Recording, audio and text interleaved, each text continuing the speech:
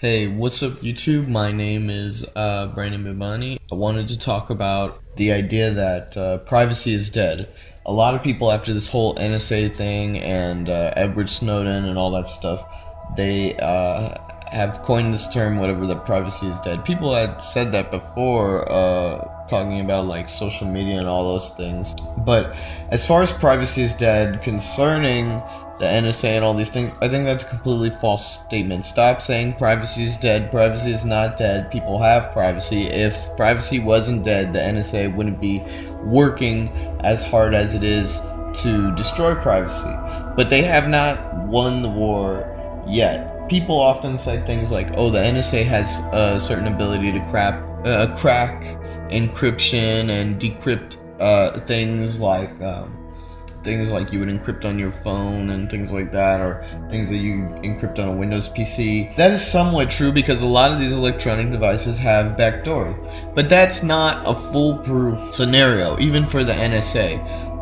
When you have something that's encrypted, your chances of decrypting it are actually really low, and you raise those chances by spending a long time. It takes a long time to decrypt these a lot of these modern encryptions. People may think that it's easy peasy for the NSA to do, but encryption is not magic. It's based off of math that I have to admit I barely even understand. But because it's based on math, the NSA cannot just break all the encryptions. It takes a lot of work. It's very complicated, and it's not an easy thing to do at all. So when people claim that privacy is dead, you have to understand that for all intents and purposes, encryption still works. If you are to encrypt your phone, encrypt an email, or any of those things still work. You know, go download TrueCrypt. Go encrypt your Android phone. Go encrypt your iPhone. Encrypt files on your hard drive. Have at it.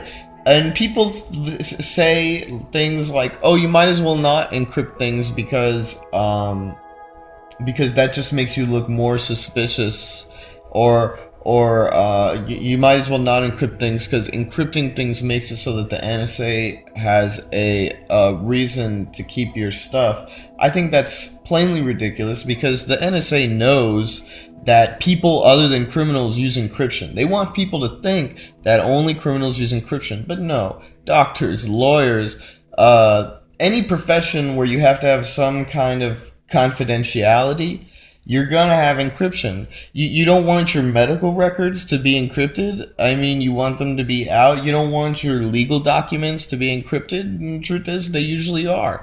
So this idea that somehow you're making yourself a red flag by using encryption, that's also just completely ridiculous. Also, there's something called Tor browser. A lot of people have heard of that. Tor browser, in my opinion, is a great piece of software. It does a really wonderful service. And now a lot of people are saying, oh, don't use Tor browser, because if you use Tor browser, you're setting yourself up for the NSA to kind of like see that you're using Tor browser and say, oh, well, they're using Tor browser, so we're gonna spend a lot of time decrypting your stuff because we know since you're using Tor browser, you must be doing something wrong. But that's bullshit too. I mean, all of these softwares that we seem to think are only for criminals and dissidents and things like that, no, they have a place in the real world. We have just forgotten how important privacy is. When you think about like snail mail, your first class mail, writing a letter to someone, that has so many legal protections. You know, there's so many laws that say you can't open someone else's mail, you can't look at someone else's mail. Even the government cannot look at the mail without a warrant. That's not just because it's the real world, that's because there's rules. People seem to think that just because, oh, it's email, it's in the electronic world, that makes a whole different set of rules. But in the real world, there's no reason for privacy either, except that we have set up specific rules that say that if you look at someone's mail, you're gonna go to jail. That's important to realize, because then you realize the only reason we don't have privacy on the internet is because the laws aren't there. If there was a law that said, oh, if you hack into my email as an NSA guy and collect all my metadata and stuff without a warrant or probable cause, I mean, that you're breaking the law. It's possible to write that law and for it to be on the books, but we kind of live in this world where most people are obsessed with technology and most people do not understand it. So people keep thinking, oh, we live in this new technological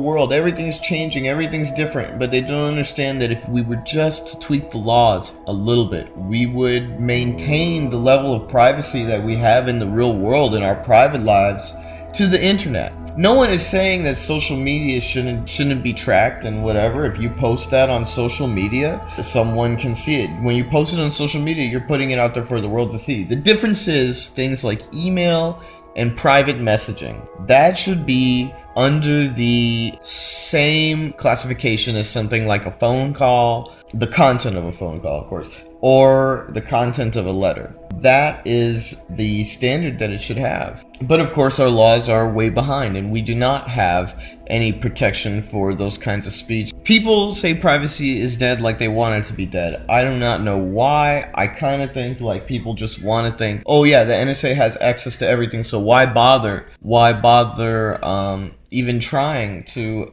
fight it or whatnot? But that's just a ridiculous idea, and anyone who really thinks about it understands that that's a ridiculous idea. If you believe in privacy, if you want privacy, do not defeat yourself by saying, oh, I'm never gonna have real privacy. No, go download some software. I'll tell you right now, go download Tor, Tor. It's an acronym for the Onion Router. Download that. Download TrueCrypt. Crypt whatever files you do not want to have just lying around willy-nilly for people to take. And also, you know, most of people's private lives are on their phones nowadays. Encrypt your phone. Android comes with encryption right out of the box, and so does iOS. And also there's tons of apps that allow you to message securely. Just look up encryption. Just look up encrypted messaging. Just look up, well, encrypted messaging or TrueCrypt or any of that stuff. You're gonna find it.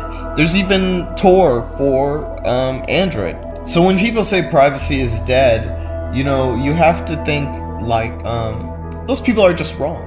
We live in a world where people want us to think privacy is dead. It's easier for the NSA to do their job and the police to do their job and all these data mining institutions to do their job if we think that privacy is dead, that there's no way we can fight it, that there's nothing we can do.